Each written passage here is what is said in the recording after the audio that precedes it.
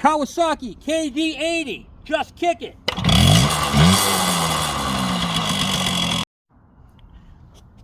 Kawasaki KM100, just kick it.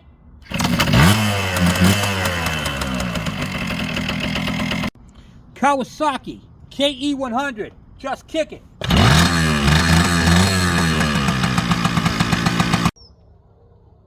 Welcome to the Kevin Bergeron YouTube channel. I'm your host, Kevin. If you like working on vintage two-strokes and how-to videos, I'm your guy. So welcome. And if you guys could do me one other favor, is hit the thumbs up, and don't forget to hit the subscribe button and the bell icon, so when I post a video, you don't miss out. I'll talk to you guys later. Let's get crack-a-lackin'.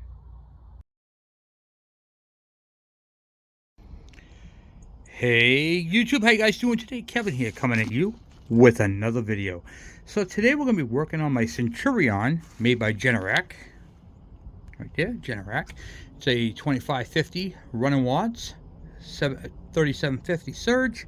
Basically just when you first start it up, it boosts up to that, but that right there is the number you really want to look at. And this has been an absolute great little generator. Always works fine. There's nothing wrong with it right now, but you know me, if it runs well, you gotta do something else to it, right? So today what I'm going to do is do something very cool with this little generator. We're going to make it work on bi-fuel. What is bi-fuel? It can run on either gasoline or a 20-pound propane tank. So anyway guys, I'm gonna get you guys in the stand, and before I do, please give a thumbs up, hit the bell icon so when I post a video, and don't forget to subscribe, and I will talk to you guys in a little bit. I'm gonna get you guys in the stand, and we're gonna crack-a-lackin'. Alright, well, the wind is starting to blow. We're supposed to get some really nasty weather, so let's get crack-a-lackin' here.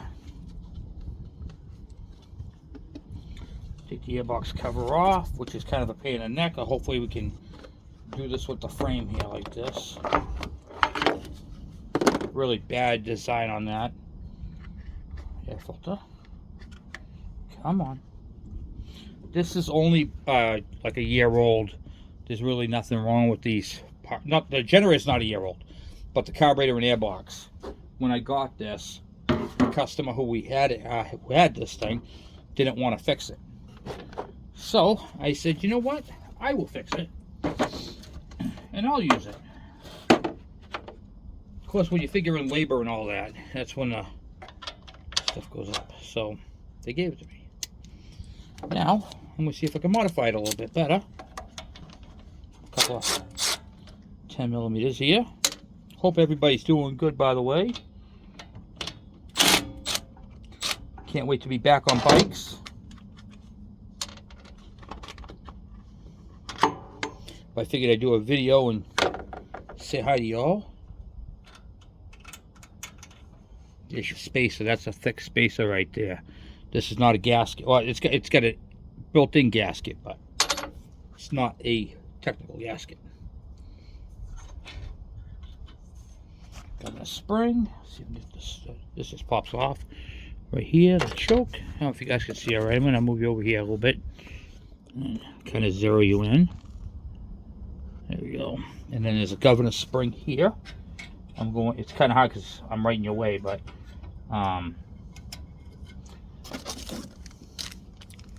comes with a brand new one in the package. So this is like 30 bucks on Amazon, this kit. And then you're going to have to modify a couple of things. I'll show you what those are after.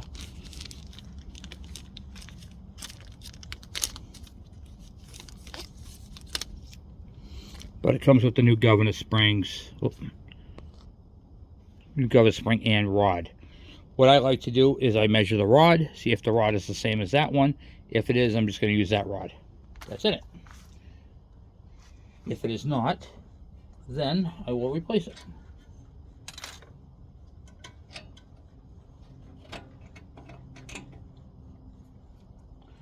This one I'm going to have to take the stud out. That's right. This one the stud has, I think, has come out. Okay. Nope, maybe not. Okay. And that's all there is to getting that carburetor off. 2 bolts in the front, and that's it. I mean, a Look how new that is, guys. There's nothing wrong with this carburetor. It's a good carburetor. However, the new system is a little different. So propane comes down this line into here. Then as the engine starts, it pulls a vacuum, pulls a poppet valve. Propane is injected into the side here. And that's all there is to it. Then if you want this thing to run on gasoline, all you have to do is shut the propane off and turn your gasoline on. And it basically, that's all there is to it. And then here is the bowl drain. So you undo that screw, and there's a hole right there. It'll drain it out. That's it. Just pops on and boom, boom, boom. Alright, so let me check this. The gasket's still new. I'm not even going to change that gasket out. It's brand new. I just put that on there. But this kit comes with new gaskets and the linkage. So let me just verify that linkage real quick. This rod. Oh, wrong way.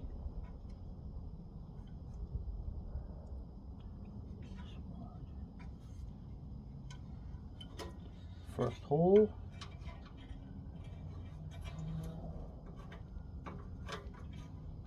Come on. Fight with me, guys. Doesn't want to come off.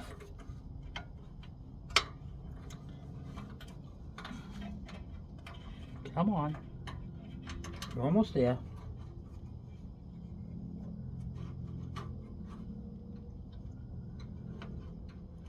Man, that thing is really on there.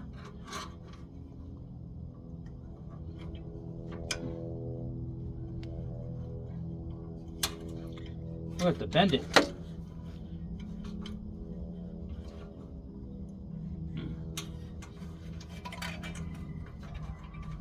Jeez, bro. Alright, give me a few minutes. I'm going to have to fight with this damn thing. That thing is in there. Okay. Correction. This one is longer, but it's for a different style governor. So the factory one is the one you need. Alright, now let's see if we can put this carburetor onto the engine.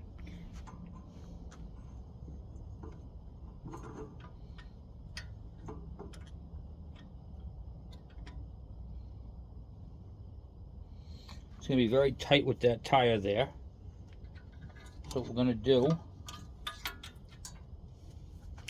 is there's a carburetor bowl gasket right at bowl at the bottom, the nut. We're going to loosen it like that. Then tighten it back up just a smidge, because we don't want to take it off. We just want to turn it, and that's going to allow us to clock it. Okay. See if we can't get that in. It's got to go.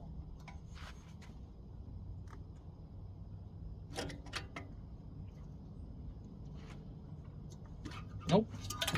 Okay, so that was the first thing I wanted to try doing.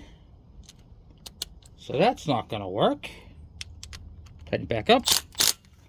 Alright, next thing, pull the wheel off. If you do this right, you can pull the wheel to the edge and see if that gives you more clearance. The clearance auto. Okay, here we go. 2 holes. No, alright, still not working. Tire off. Tire underneath. Now we'll try it again. Voila. Okay, now we're getting that in. Put this linkage over here. First thing you're going to do is hook up that linkage rod if you can get that in.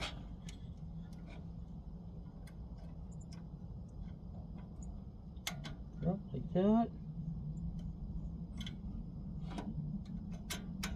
Okay, make sure it works back and forth, and it does. And there's a tiny little hole. So your linkage rod goes in here, and this tiny little hole right there is where the spring goes. Yeah, it's hard to get it in. Okay, so after a few select words, I was able to get the carburetor on right there. And now I'm going to see if the tire is going to interrupt with it. Nope, doesn't. All right, ladies and gentlemen, we are dodging raindrops. Yes, I finished off the video and I had to redo it because, well, music was playing in the background. You get it, copyright, all that crap. All right, so take 2, maybe 2.5, who knows. Okay, so I put the engine back together off screen. I figured, you guys know how to put the airbox back on after you take it off. It's only 2 nuts on the carburetor, and that was pretty much it. What do you call it there? And then, so basically where we're at now is we got to do a first start on it. So I wasn't able to do that. So let's see. Ignition on these Generacs. The ignition switch is on that side over there. It'd be kind of awkward to pull. Yeah, I can do it that way. All right, and now I'm going to show you guys the front part of it, and this is how it looks. I had to modify the airbox a little bit. Hold on one second. Okay, so I had to groove out right here, because this right here was as thick as that right there is. So you can see where I had to cut it down a little bit, and I just basically cut those up a little bit, and then I had plenty of clearance for the propane carb. And then here is your primer. When you push that button in, fuel will be injected in up through here and into the carburetor, and then once it starts, it runs on its own. And then for the regulator, because that's not the regulator, it's the evaporator. Where's the propane tank? Where'd it go? Where is it? There it is. So I just got a grill regulator, a 5-foot hose. Sorry guys, I'm banging around here. Going up to the bottom part of the carburetor. So now to start this thing, make sure the ignition is on. We're going to leave the choke off. Okay, don't need a choke on for this one. At least I don't think we do. It's cold. It's ice cold. I literally just took it out of the van. Hold that in for a few seconds. Good.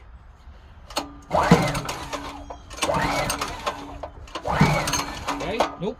Maybe we need to go choke. And a few seconds. We'll figure it out. Like I said, first time starting it. Nope, that ain't it. Alright. Yeah, got the ignition on. So let's see, got propane. My tank is on. I can hear propane when I push on this. Yep, like that. Alright, we're good there.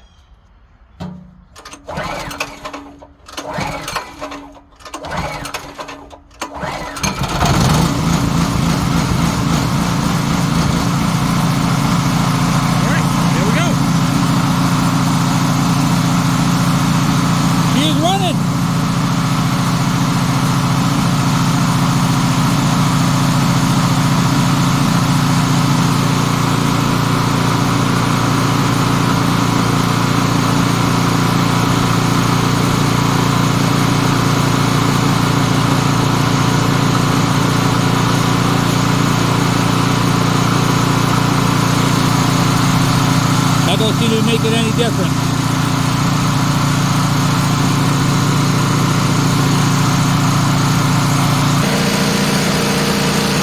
Running good.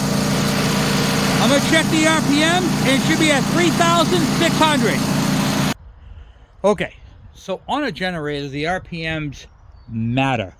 They are fixed at 3,600 RPMs on these little guys.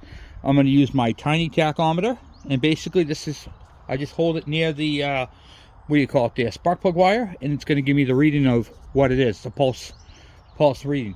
This is Husqvarna. They, Echo makes them, but you don't care about that. That's just the company put their name on it. What you do care about is PET 302R. That's the part number for this right here, and you can use this on any engine, which is super cool. And this right here has a loop. You put a wire through it with an alligator clip, and you can clamp it onto it, and you can do it that way as well. I just do it this way because you don't need to use that wire. All right, so I'm going to get this thing fired back up. We're going to check and adjust the RPMs if needed. Also, too, I don't know how the restart's going to be because I was playing around with this right here. It didn't make any difference. So I don't know where it's supposed to be at the particular moment. I'm going to try starting it up without priming it, and because I don't know anything about this type of carburetor system. Just putting that out there. I just know that when you put the propane to it, it should be running, and that, whatchamacallit there, and that the RPMs are 3,600, and that I know how to adjust. Okay, get that on there. Boom, boom, boom. Restart. Alright, I like that.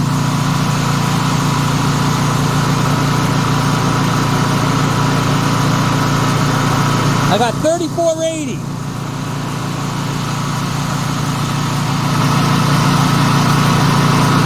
that? Yep, 3480.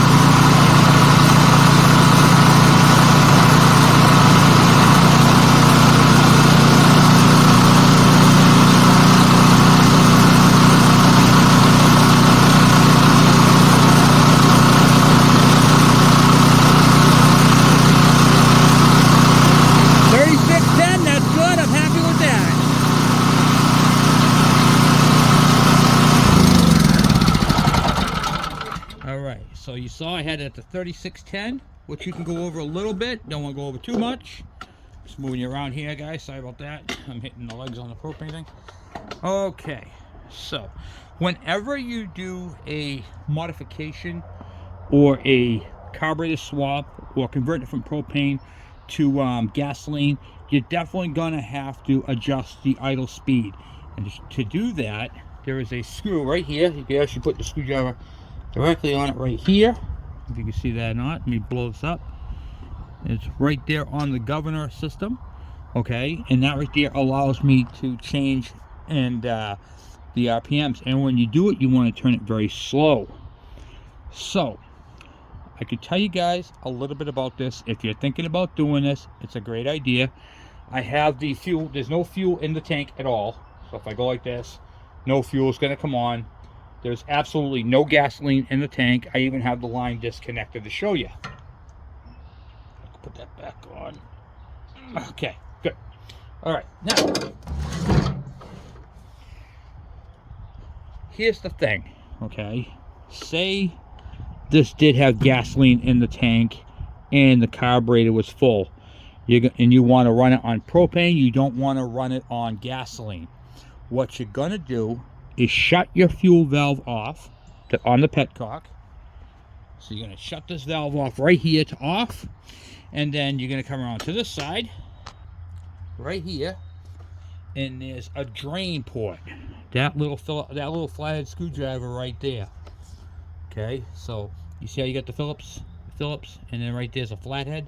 You're going to crack that flathead loose, and all the carburetor, all the fuel that's in the carburetor right there is going to drain out through the hose and come out through here and drain out, and you can put a little bucket there and catch it. Okay, the reason for that is you don't want to be running propane and gasoline at the same time. You're just going to flood it out. You're going to have a heck of a time starting it up, and yeah, you definitely want to do that.